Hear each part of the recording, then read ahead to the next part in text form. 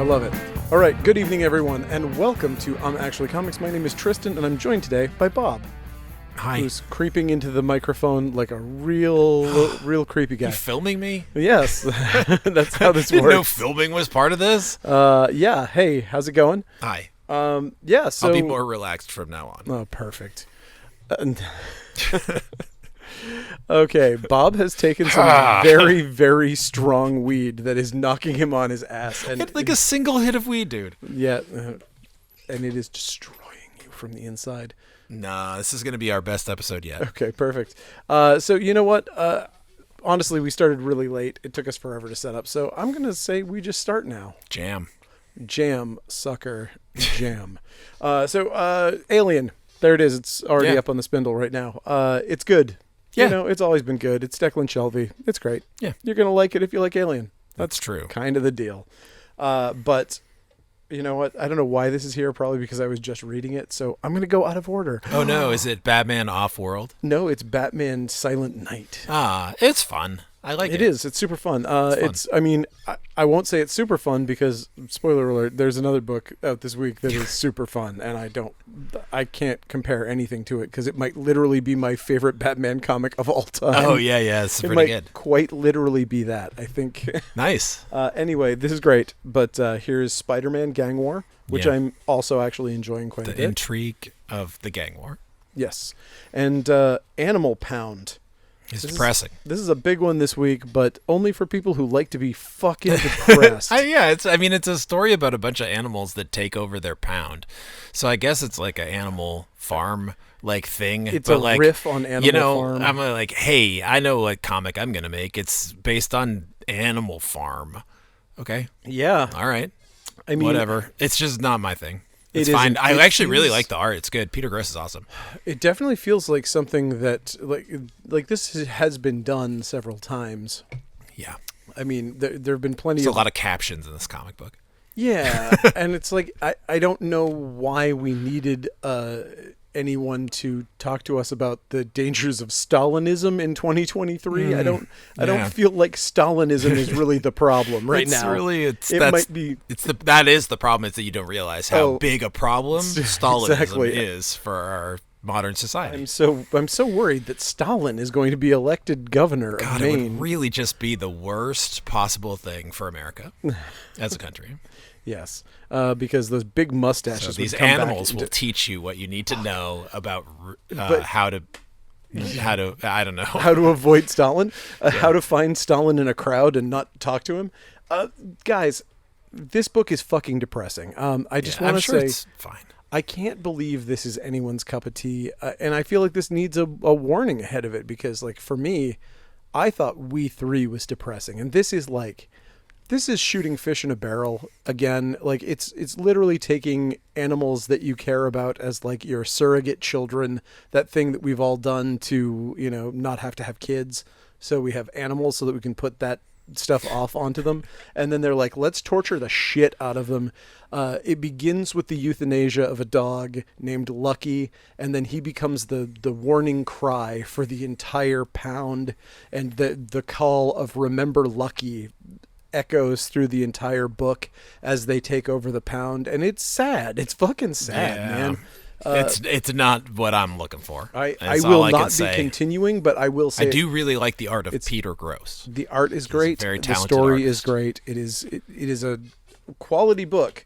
But again, you got to know what the fuck you are signing on for. Yeah, I mean, honestly, there's definitely people who that's their thing. They want that. So if that's you, it's your book. Here it is. Unfortunately, I am too soft and I cannot handle it. Yeah, I just had a pet pass away. Yeah. Like, I'm not super into, like, you know, I'm not even looking at like the superhero one where it's like, I'm going to solve mysteries. I'm a dog. Exactly. You know, like, let alone this. Yeah, exactly. This was not for me today.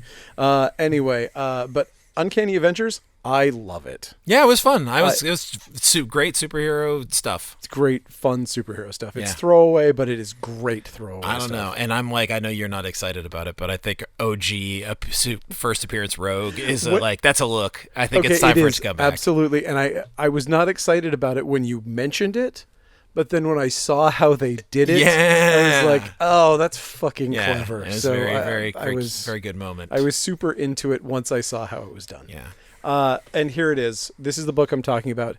I believe this to be for me, this is my favorite Batman book. I think of all time. I'm going to go on That's record. cool. As of 2 issues in, this is my favorite Batman book ever. I think it is a very fun Batman comic that I very much enjoyed reading, and I think it's very good. I would not say best, but like I respect it. Absolutely. I don't. Punchbot. As a person, for this has been a personal journey of growth for me to try to not ever say best in anything because it doesn't exist in art, and I refuse to believe that there is a best. Yeah. Well, you didn't really say best. You said like favorite. Like my favorite. Yeah. Yes. And I think that's totally respectable. It's a badass, like, I don't know, Batman, like on a spaceship, survival for the, you know, but then Punchbot. Punchbot is worth it. It's just worth it for Punchbot. It absolutely is. And I think probably I was softened up for a sad robot moment because I'd already read the sad dogs moment, and I was like, okay, fine. I've already seen the most depressing thing I can see this week, so that didn't hurt me that much. And usually a sad robot moment hurts me. I felt like there was an inherent positivity in the tale of Punchbot. And which is what this comic should be called. Like he's the through line. He's the hero. I shouldn't say he is Punchbot. I don't know what the gender of Punchbot robot is, but it's really good and has an arc for sure. Loves punching. Great arc. Yes. And being punched. I dug it. It was a really fun comic.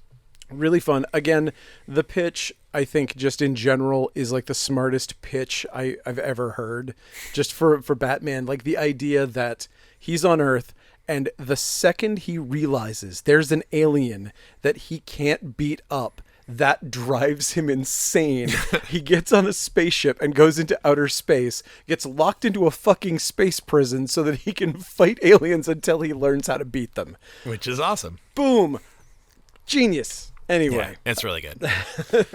That's the Batman that I like, and also the idea of his redemption in the Punchbot interaction in this is also my Batman. Definitely. You know, like there are so many writers who would have pissed that fucking moment away. Having it be like a marking point in the sand of like Batman doesn't kill, Batman doesn't he doesn't kill. It doesn't matter where he is, Batman doesn't kill. And I think that's really the thing that's the coolest thing about Batman. And so this is a line in the sand book. Yeah, like he really Absolutely. it's done well, and I really appreciate that because a lot of people like your Zack Snyders of the world are kind of just like Batman doesn't give a shit, and it's like that's not like if you read Batman, like you know, like that's the deal. He doesn't gives a lot of a shit, and that's what makes him so important. Yeah, and that difference is because he's trying to limit casualties, and it's the called idea like of being heroic, right? Exactly. It's like, and the idea of redemption and all of those things that he has. There is an inherent positivity in the idea that you don't kill because you believe that there is redemption for everyone. I mean, and I think that's really important. It was honestly like not to get like too far down the road, but like a big point of how I developed my feelings about capital punishment and like death, like came out of like reading these comics when I was a kid, and Absolutely. I think that it's like really important. Exactly, and personally. I think that's true. I think so. I love that. It's like inherent. Anyway, and speaking of great, Batman. Speaking of really great Batman stuff, Batman Superman World's Finest. Yeah, it's good. Yeah, we're continuing to go down the road to Kingdom Come. Yeah, I dig it. Batman Year One Part 3 is out. That is the reprint. And here's one that you liked. I really liked it. In fact, actually, called Beyond Real #1. If we're doing like pick of the week kind of stuff, sure. like which seems to be a thing that people are interested in, this would definitely be mine for the week's books. I think it was really strong, very strong #1, very cool premise. I mean, it's a little.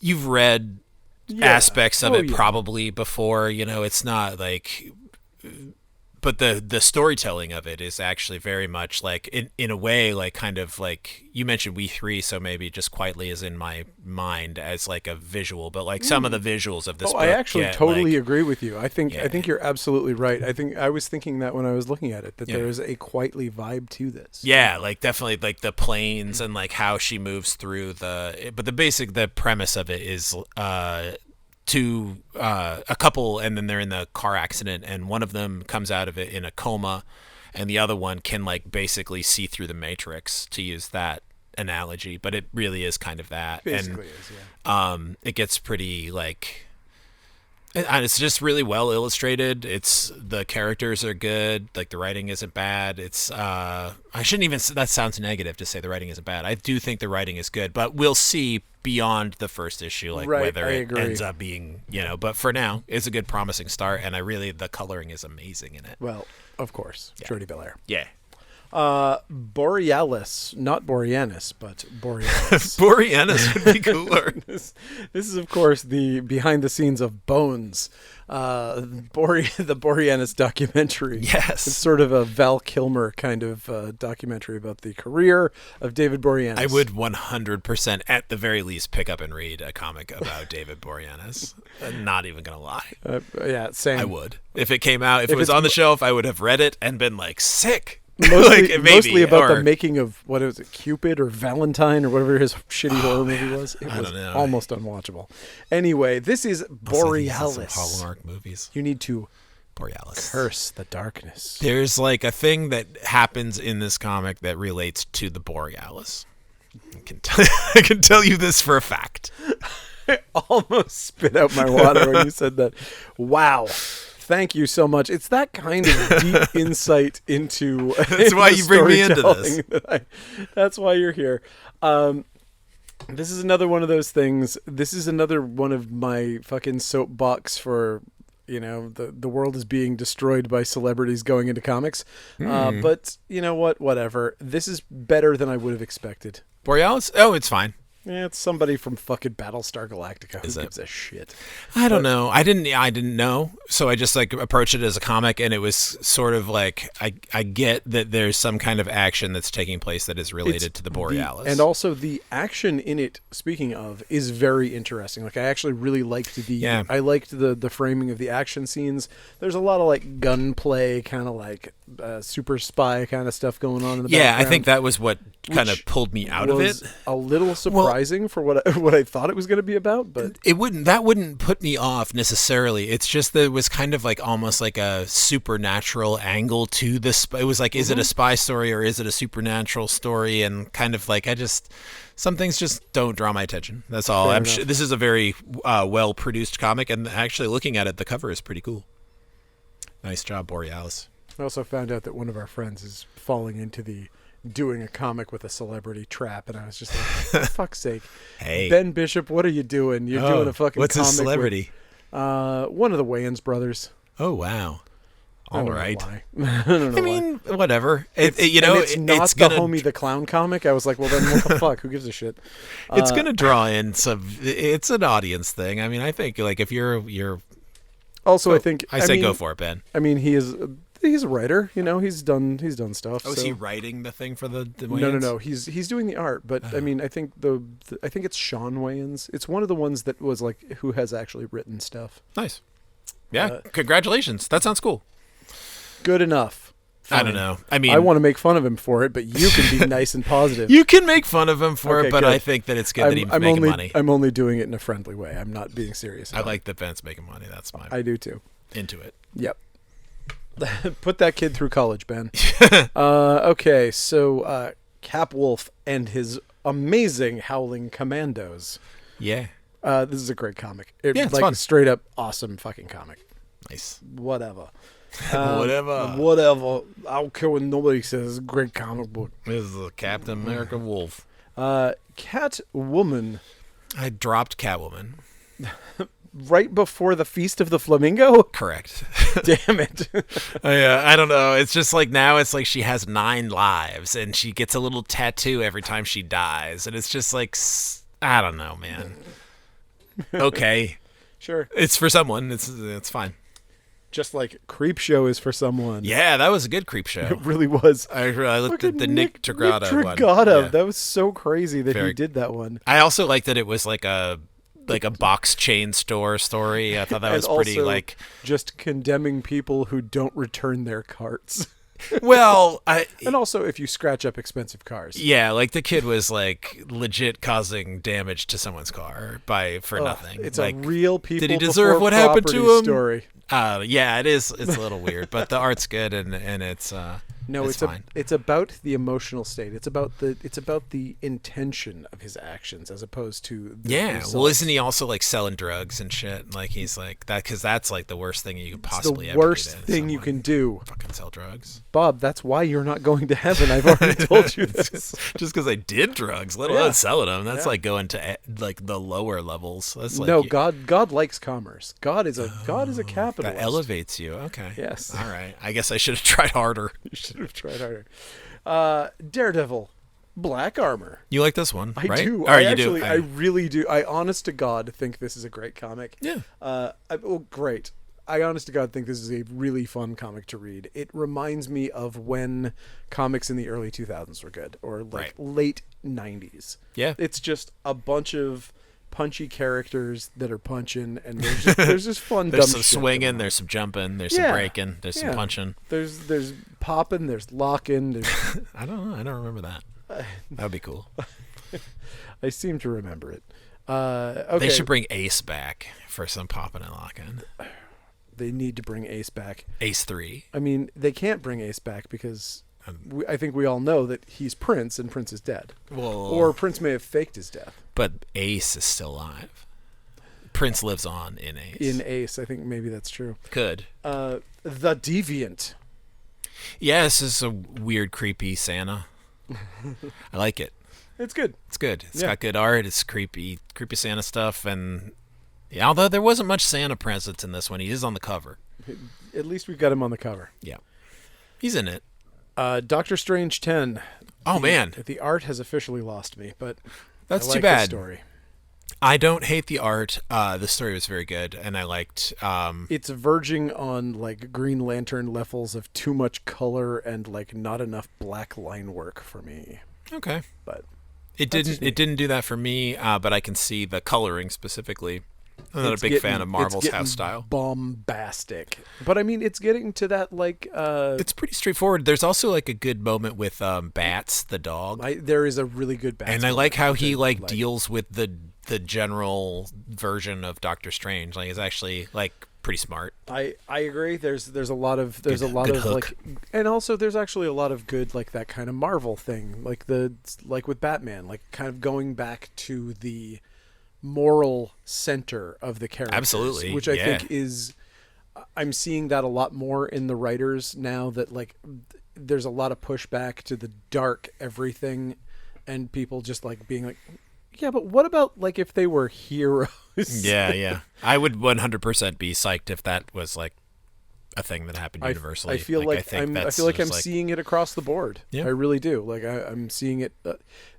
In fact, there's a comic this week that's another one of my favorite books this week that's coming way at the end, but man, amazing. Nice. So let's get to next? Jay Garrick, The Flash, with the cartooniest version of whatever her name is, The Boom, which is like the regrettable name, but like the series is fun. It's fine. Sonic. If you're not a DC person, it's not going to do anything for you. Well, if you're not a Geiger person, then Geiger Ground Zero is not going to do anything for you either. I mean, honestly, Geiger is a very DC book. It is. I mean, it's like literally, it's just like, dude, here's he can't like get away from it. He's a DC it's guy through and through. 100% pastiche. Like, he's Dr. Phosphorus, and there's a fucking GI robot, and I mean, there's so much. There's so much very DC shit in this. Yes, very much Weird War kind of stuff. He basically just did Weird War. Yeah, and some of the mystery books too. But like it's not. This feels like a pitch for a Weird War series that didn't get made.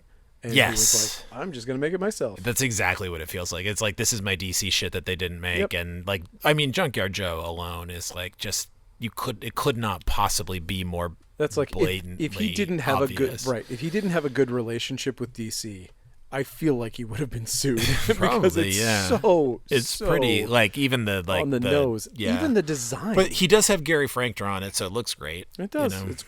All those books are gonna look great. So, man, we got a great looking book coming up soon.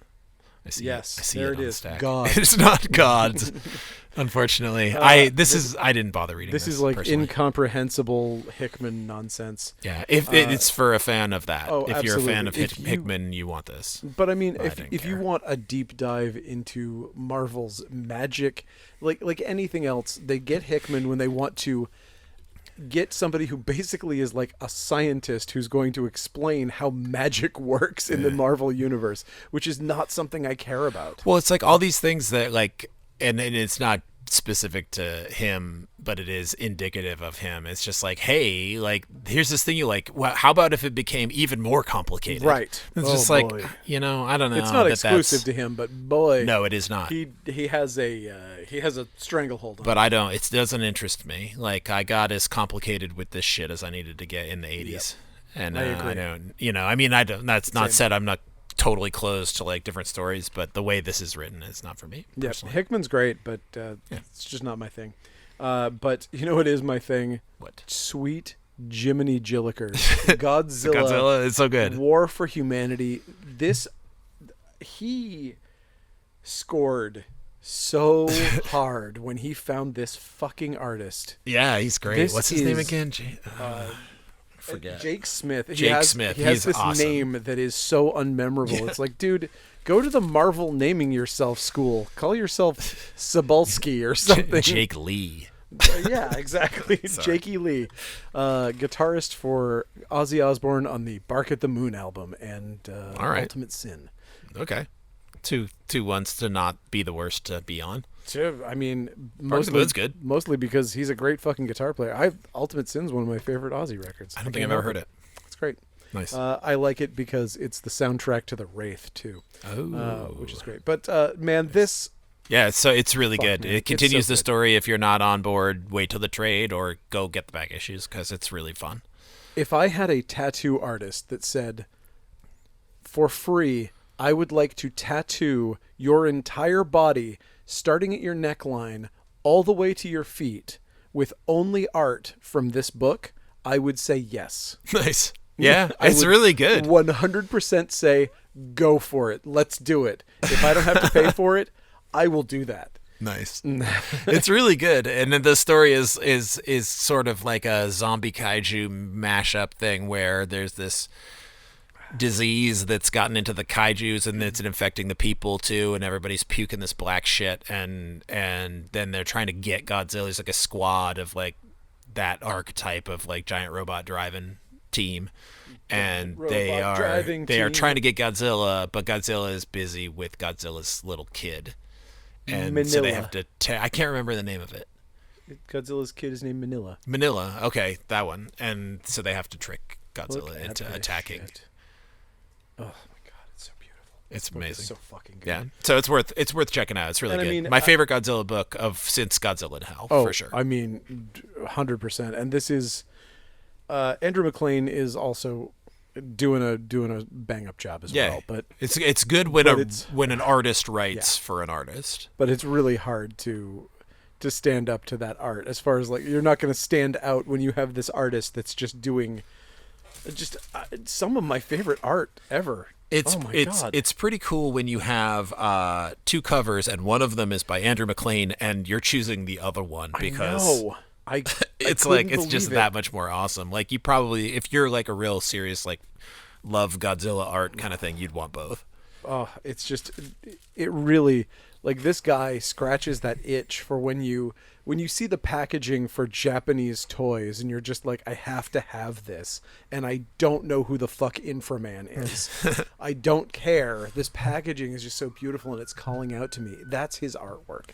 That's what it's doing. I'm trying to remember the name of that thing, that Rainbow Love Man. What the fuck was that called? Rainbow Love Man. It was called Rainbow Man. I mean, Spectraman is a guy. Yeah. Inframan is a guy. Keep going with the comics. I'm gonna figure out the name of it. It's pretty easy to keep going with Green Lantern War Journal because I do not really care for it. Yeah, he gets a ring in it again. If you are like don't want the Green Lanterns to just have the Green Lantern power without a ring, you want the ring. I do want the ring. They figured that out. Does he have to put his hands together and join the ring and say "Thing ring, do your thing"? In fact, he does. Oh, so now I like it again. Yes, it's now a staple of no problems between Marvel and DC over this plan because Marvel has completely distanced themselves from the Thing ring. The Thing ring. Warrior of Love, Rainbow Man is the thing I was thinking of. Warrior of Love, Rainbow Man, amazing. Yeah, I am going to watch it. But they brought the Thing ring back, right? I think at some point, yeah, because they did the FF, and it was the Alred book, and they had it was like, I think there was a new character that had the Thing suit. Yes, it was Miss Thing. Yeah, Miss Thing, and she's come back too. Only that guy could do that. But anyway, I think she had like the ring, maybe, or something. I think she did. I think that was the deal. Remember. Somebody brought back the Thing ring, and I loved it. I loved his FF. I thought it was phenomenal. Nice. That was the second F for me. Fantastically phenomenal. Oh, Harley Quinn is black, white, and redder. There's actually some really good art in this book, and I would love to have enough money to be able to buy every single thing I wanted, because like it's cool. It's funny that like that Bruno Redondo, who draws Nightwing, has been like not drawing Nightwing for a while now, and he has like a story in this, and he did Superman this week as well. So it's like they're pulling him off of Nightwing, and it's too bad because I really like the Tom Taylor Redondo mashup. They have made some really great comics together over the last bunch of years. Anyway, whatever. What's next? I agree. You know what? Hot Girl is next. Hot Girl? Hot Girl. It's Hawk Girl Summer, of course. I mean, the fact that there hasn't been a Hawk Girl Summer book, I don't know why. Put it out in the ether. It'll become part of the zeitgeist. It absolutely should. But you know what? The Hawk Girl Summer Anthem. I just started. While you were talking, I started flipping this book. And it's really good. What is it? Hawk Girl? Hawk Girl. Yeah, no, the art is actually pretty good. The characters are really interesting. All these like weird animal people. I had ignored this. Now I'm actually kind of thinking I want to read it. Yeah, I didn't end up sticking with this comic because it didn't, honestly, like it just didn't have enough Hawk shit in it. Like it was like all about the extra characters. Like, I mean, not like Hawk bird poop. Like just like Hawk centric stuff. Like I'm a DC guy. If you did a Hawk Girl book, I want Hawk Girl to flap around and fucking smack people with a mace. Like that's, at least give me a little bit of that. Give me more flapping. Jesus. The flapping, the smacking. You need. So this issue did have more of that. More flapping and smacking, please. It did. Hexagon Bridge. I love the art in this comic, and I need to read the last two, but I flipped through this one and it looks cool. It's like great art. I buy this comic. Oh damn! There's a particularly good issue of Horror Hound this month. Yeah, who is it? What is it? Black Sabbath? Black Sabbath on the cover, but Black Sabbath the movie. But man, awesome! Mm-hmm. This is just one of the best horror magazines ever, and I highly recommend that if you like that kind of shit, support these guys. Yeah. It's actually not an unaffordable magazine like every other one. What is it, like $8.99 as opposed to Fangoria's $20? What? Yeah, crazy. $20. Yeah, crazy. The Hunt for the Skinwalker, Texas Skin Ranger. Stole that joke from Mystery Science Theater. I apologize. That is a plagiarism. I know, but it's good. It's fun. Yeah. If you like that kind of crap, if you do, you're gonna like it.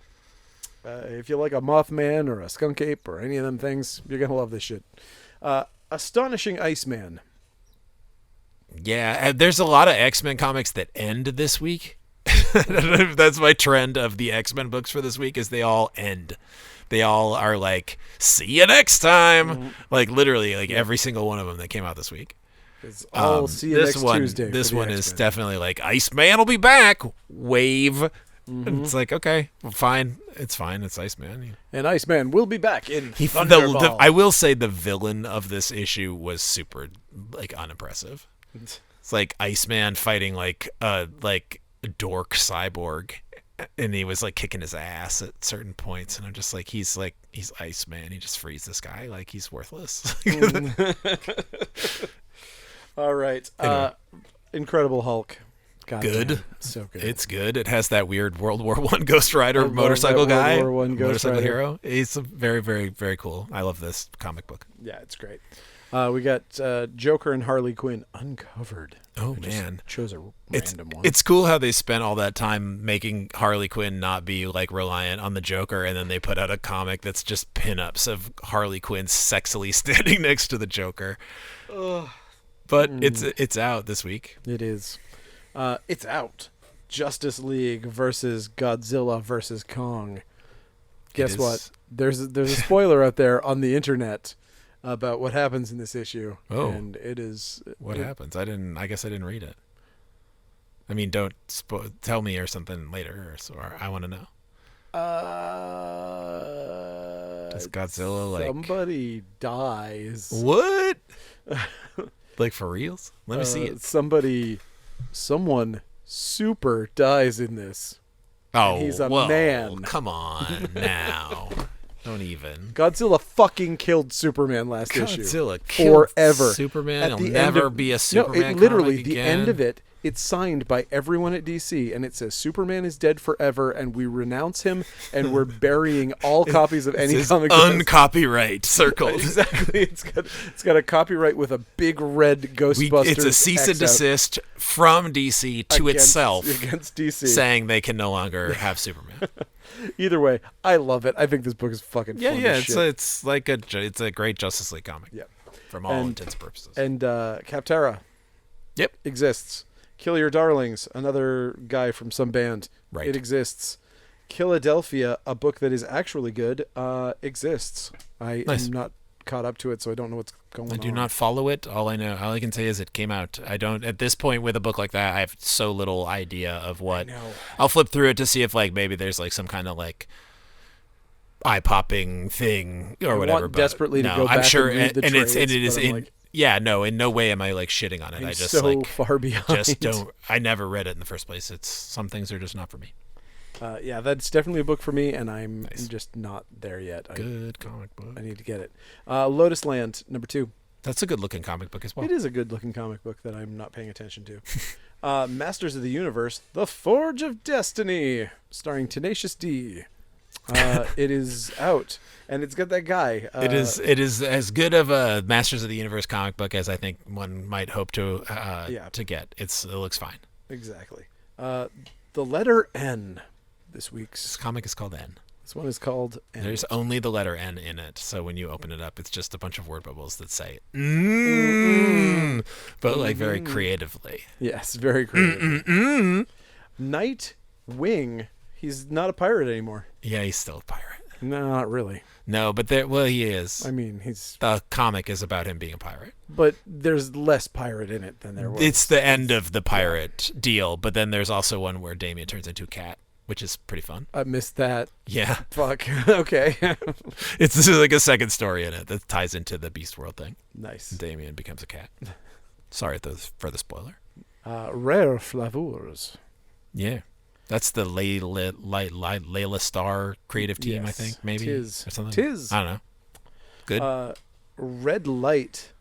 It's a sexy comic book. Do you like the boobies? Guess Sexing. What? Do you enjoy the sexing? Mm-hmm. Made me feel uncomfortable when I read it. So I put it down and I called. It felt like I was going to hell again. Here we go.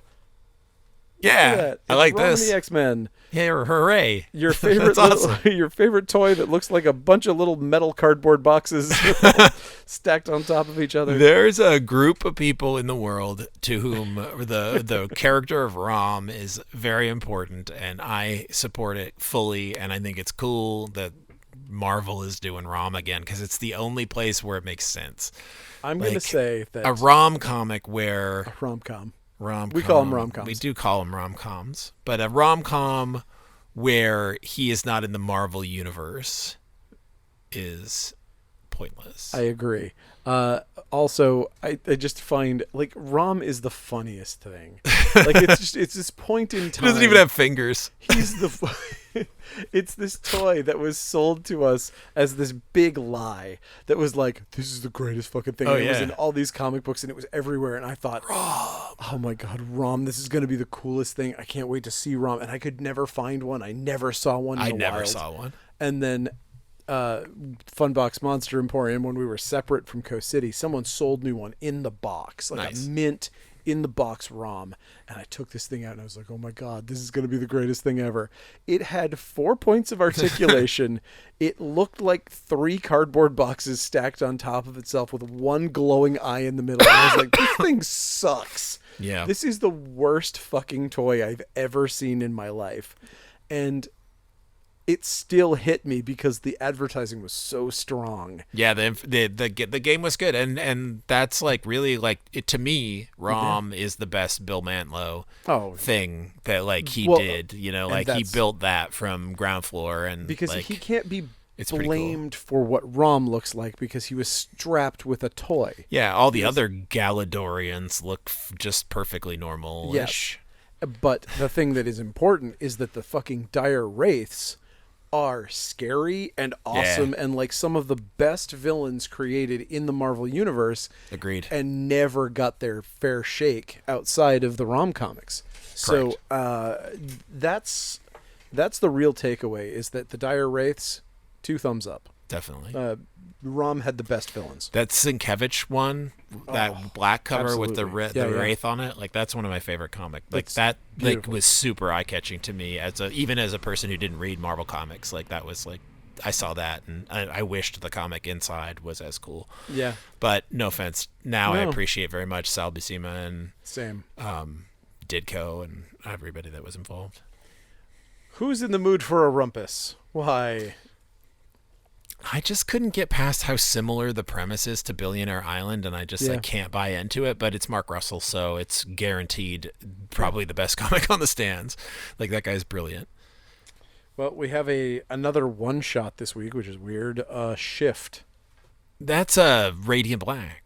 Radiant Black. I think it's part of Radiant Black. Oh, good. Or possibly like something. It looks like those characters. Radiant something else. Good. I was like, oh, cool, an anthology, and then I saw the Radiant Blacks, and I was like, nothing against that. I just don't follow it. So I was like, okay, thing, well, I don't have to pay attention to this. Spawn. I love that Carlo Barberia is drawing Spawn and has been for quite a while. Like, I think that's cool. He draws a good Impulse. Like now he's like doing Spawn. It's like, and it works. It does work. It does feel like a little bit of a fall from grace, but you know, whatever. Spider Boy. Yeah. It's calling people dinks. He's got too many eyes. You fat dinks. That's a quote from Spider Boy. Actually, no, it's not. Fat throbbing dinks. You big. No, we're not going to go further you down. You big succulent hogs. Anyway, I wish I could still be embarrassed for myself, but I can't. Nah. It's just not. We're well past that point. Yeah. I'm too old. Spine-tingling Spider-Man. Yeah, it's this horror-themed Spider-Man comic where he's on the subway and everybody's gross. Yes. It's like eating at a Subway. Everything's gross. He's on a Subway, he's eating Subway, everything's gross. Oh, God. I can't imagine a combination of 2 worst fucking things in the world. Eating Subway on the subway. Oh. I guarantee it's been done. I guarantee it, but not by anyone who didn't get the hantavirus. Okay, so Superior Spider-Man. Yes. If you're wondering how it's going to happen that Superior Spider-Man comes back, you definitely won't know after this comic comes out, which is number 2. Yep. So just so you know, strap in. Yep. This is a long haul. It is. Yep. How's it going to be? Well, maybe you'll find out next week or next month. Slot's not firing on the same cylinders he was 10 years ago, but I don't know. He's good. He's still good. Uncanny Spider-Man continues to be a comic that I love, and fucking bring the Bamfs into anything, and you've sold me. But it is also a dun dun dun. See you next time. See you next week. It's an ending comic. See you next Tuesday. But still good. Yeah, that's fine. Child of the Storm. Oh, I don't think I read that. Is that a Star Trek? No, it's the Star Wars High Republic #2. It is Child of the Storm is the subtitle. Whatever. It's Star Wars. I didn't read it. I didn't read Star Wars Revelations either. Nor did I. It's short stories collected. It's something, maybe. Fair enough. Whatever. I like it when people collect things. Ticks, whatever. Gross. Superman. Yeah, this is the one that's drawn by the guy who normally draws Nightwing, but did this issue of Superman. It's cool. There's some really good art in this comic, and Superman comic with cool art. With Bruno Redondo. He's a very good designer of a page, and he does a lot of covers. So like having him on a monthly book is good, and I actually really, really like him on Nightwing in the way that I like. Great. Yeah, and his Suicide Squad was top notch. The last time I really liked Suicide Squad. But now he did the Superman comic. He also did that Harley Quinn comic. 2 in a week. Well, check it out. Merry Some Christmas. Teenage Mutant Ninja Turtles. The road. Oh, shoot. The road to 150. Sorry. Don't die. I'm not gonna. Okay. Drink that. Drink that. There's nothing sweet, left. sweet soda. There's literally nothing left. I'll be fine. It makes me want to drink my water. Okay. Sorry. Bob, feel free to go get yourself something to drink. Do that. All right. So that's Turtles. They're heroes in a half shell. Turtle power, etc., etc. You know what? Bob might want to say something about that. So I'll talk about Undiscovered Country, which he will not want to talk about because none of us are following it. But that cover rules. I actually had fun with this book while it was going. I hated the first issue, and then I started getting into it. Titans Beast World Tour Central City. It's like half good, half bad. Or no, half good, half fine. Half good, half passable. But there's a really fun Impulse becomes a lizard, and there's like a Impulse becomes a lizard part.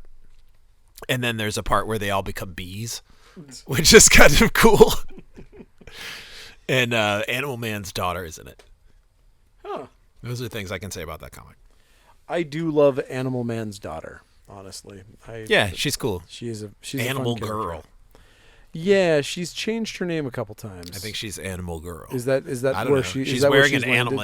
She's wearing the same costume as Animal Man. She definitely. I feel like she had said something to address the fact that she was Animal Girl, and she's like, "I'm Animal Woman now" or some shit like I don't know. weeks ago. But pretty whatever. Vampirus Carmilla. It's great. So good. These books are so good. It's nothing but quality in this stupid thing. I don't get it. I don't know why this isn't more popular, honestly. Yeah, I don't either because it's really well done. Should be. Walking Dead Deluxe is out. 79. I can't believe there was that many of those. 130 something. No, right? but like that it's this far into the color version. Yeah. It's crazy. I mean, they did the weekly ones too. I don't know if you remember.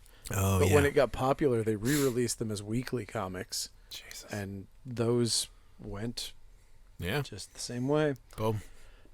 So here we go. This is the one I was talking about. Wolverine number 40. This is another example to me of like some super positivity in the Marvel universe and going back to basics.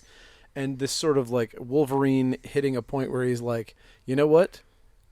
I've been on my own for a really long time. I've been doing this whole thing. And it turns out that being a death machine is kind of garbage if you're not doing it for someone else, if you're not helping. And so he has kind of a renewal of purpose. Nice. And there's also a reference to he needs to get Peter Parker because he needs somebody with a big science brain, as he says. And of course, Spider-Man's response is, why don't you talk to Beast? And Wolverine, of course, is like, don't even get me started on Beast. And it's just the like throwaway, like, sure, I've been tortured for several eternities by this horrible monster from another dimension, but let's just not even get into it. I love how you can reduce the most ungodly trauma that has ever been experienced. I think Wolverine to a little throwaway line. Totally. And I think Wolverine and Spider-Man are one of the great to team up it just works. There's so many classic comics with those two characters. I just reread one from this weird comic, and the artist is Paulo Rivera, and I don't know if he wrote it or not. I know he didn't. I think it might be Zeb Wells. I'm not sure, but it's Wolverine's birthday, and he wants to hang out with Spider-Man, and they're just like, and all this shit goes down, and at the end of it, it's just like Wolverine was just like, I just wanted you here because you're the one that's gonna keep me from flipping my shit, and it's like this really positive story. So this really kind of harkened to that, and I thought was really good. It's a good reset for the series. Yeah, and I would say the same thing is true. Or like Calm Beat or something. Right. But I mean, I think the same is true for the actual Spider-Man and Wolverine too. That issue, if you remember. Yeah. That one shot. Oh man, that was a huge deal for me. That was such a great issue. I bought that new off the stand. It was so good, and that moment was such a good character setting for both of them, just to play them off of each other and establish who both of the characters are. Burned into my memory is the moment where they're fighting and Wolverine cuts a tombstone in half with his claw, and Spider-Man's just like backflipping off it and going, "Fuck, this guy literally wants to kill me."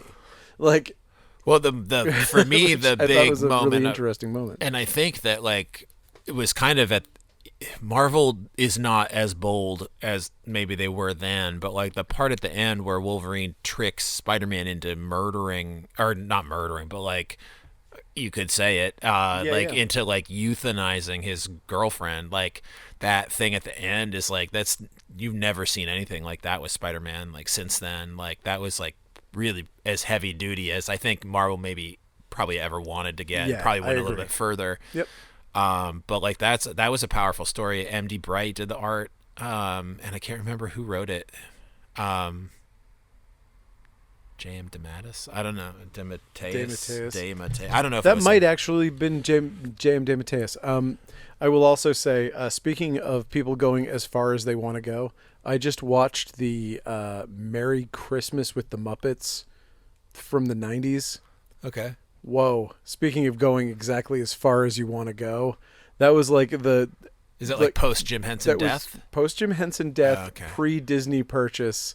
And there were so many off-color jokes and like a moment of like Pepe the Prawn being foisted into a woman's crotch, and like there were like so many like moments of like, we're going as far as we can. Yeah, that was a weird one. There's definitely been a few things with the Muppets. Like to me, it's like they never did lowbrow ever. So it's like it just feels so out of place when you have like those kind of jokes. That one to me was more. It was less lowbrow than 90s. Well, it was and like straight the up show 90s. Was like pretty like lowbrow as far as like it just like it wasn't. It's not like there isn't like risque shit with the show. It's just like it never gets like.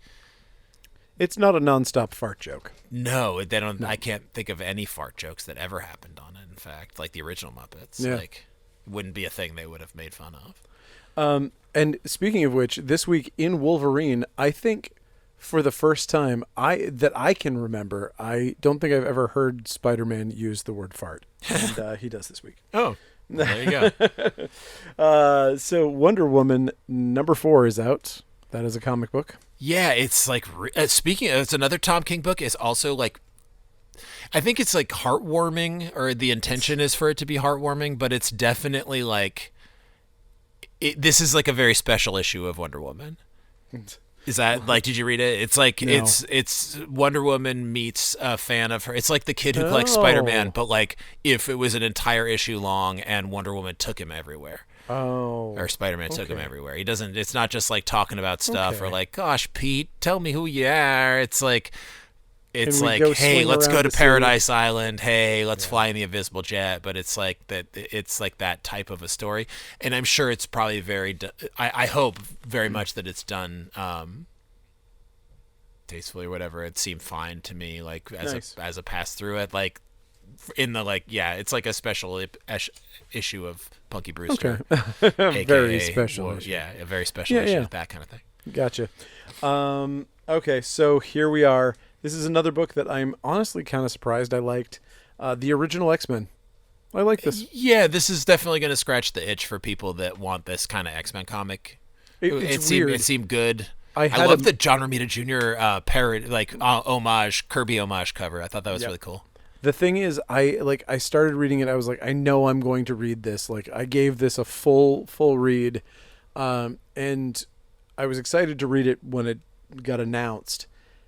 And basically, page 3, they're like, blah blah blah, multiverse, and I was like, yeah, I'm gonna tear this thing up and throw it in the trash. And then I was like, hold on, and I kept going, and it was worth it. It was absolutely worth it to keep going because of the ways that they dealt with what was going on. Yeah, it was cool. And then the very end of it is there's like there's been like rumor posts about like what happens, and they're totally right on the money. Yeah, it's whatever. Like if you read like Bleeding Cool, like the thing that they wrote about it is like not far from the actual. And it's a good idea. I mean, it's what they wanted to do. I mean, like a lot of these things, it's like a character reset. So they're doing a character reset, and so it works. If you want this, it's good. I absolutely unironically enjoyed it. I thought it was really good. Not a huge fan of Greg Land, but you know what? Yeah. He's serviceable. He does that Greg Land thing. He does the Greg Land thing, and if you can enjoy that, then you're gonna like it. It's without spoiling anything, I'll just say that it's better than you think it's gonna be. Nice. That's what I'll say. And I absolutely, this would be in my buy pile if I didn't own a comic shop.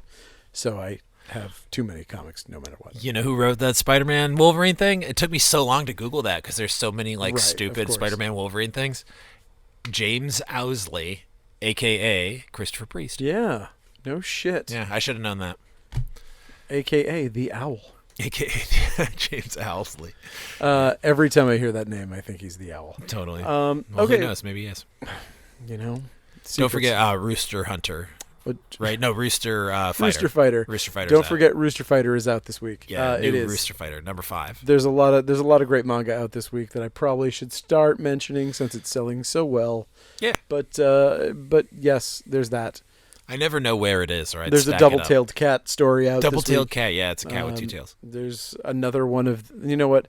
You know me. Of course I get a lot of cat shit. So anytime there's a cat in one of these mangas, I'm like, well, I got to order a bunch of those. Hey. So, the Masterful Cat is depressed today and all that stuff is out. Anyway, buy stuff from Coast City Comics. Help us out. That would be awesome.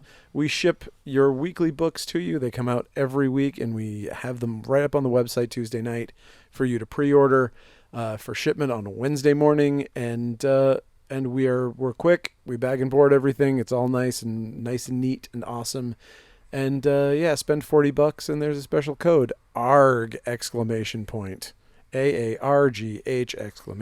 And you get your shipping for free. Nice. That is a thing. That is an amazing deal. Yeah, so do it. It's awesome. And we have lots of crazy shit on that website. So go for a deep dive. You've been putting the back catalog on there and trades and all that stuff. Yeah. I took a look recently, and there are 85,000 listings on the website. Damn. So we're putting some stuff up there. Man hours or people hours. Man hours, because it's mostly me. Are we having a podcast next week? 27th? Why not? Okay, cool. Yeah. I didn't know if there was comics delayed because of old Xmas. Well, there's one comic that's not delayed. I'll tell you what. One very special comic out next week by me. It's a thing called Rad Wraith, and it's out next week finally. For shit. Merry Christmas. Merry Christmas to me. I got my comps in the mail last week. Nice. And I found out that they did 5 variants for it, which I wasn't aware of, but that's cool. That's more than you expected? I expected 2. Nice. And because I gave them 2, I have to solicit the art for these. So when... Did they just change the layout of they did a black and white of the old number 2 that we put out last year. Okay. They did a virgin variant. They did a metal cover. It's weird. Nice. But I was like, well, they sent me some of them, so that's cool. Nice. That's awesome. So that means that we'll finally get this fucking thing wrapped up and my life can move on. I can close this chapter in my life of not having my book done. Yeah. But I mean, it is done. It's just like it doesn't feel like it's done until all of the issues are all four are done. All 4 are done. Nice. And now that this is actually coming out, it will hit. The reason that they wanted to get all their ducks in a row is because they do want to release everything monthly. Okay. So once this is out, January, February, and then, awesome. Whatever we do. So the one coming out is a double of it's a double 1 and 2. of 1 and 2. And then 3 and 4. 3 and 4 come out individually. Yes. And just because they hate me and want everyone to be confused, it's actually 2 and 3. Because it's Red Wraith double feature number 2 is coming out in January, which is actually issue 3. Number 3 is actually issue 4. Oopsie poopsie, whatever. It doesn't fucking matter. All right. But, well, that's really cool that that's happening. I'm very excited about it, and I'm very excited for people to read it. If people hate the ending, it'll be really funny because it's taken so fucking long to come out. If people hate the ending, that means they remember it. There you go. Yes, definitely. No spoilers, but we definitely Incredible Hulk this thing. Anyway, thank you for listening. www.coastcitycomics.com at Actually Comics, at Coast City Comics, at Dollar Binge for Bob, and anything you need to say. No, there's nothing else that needs to be said. Nothing else. We've said it all. We did. Excellent. Thank you so much. Good night. We will see you next week. Bye. And Merry Christmas and all that shit. Oh, yeah. Merry Christmas. Oh, my God. I have to fucking...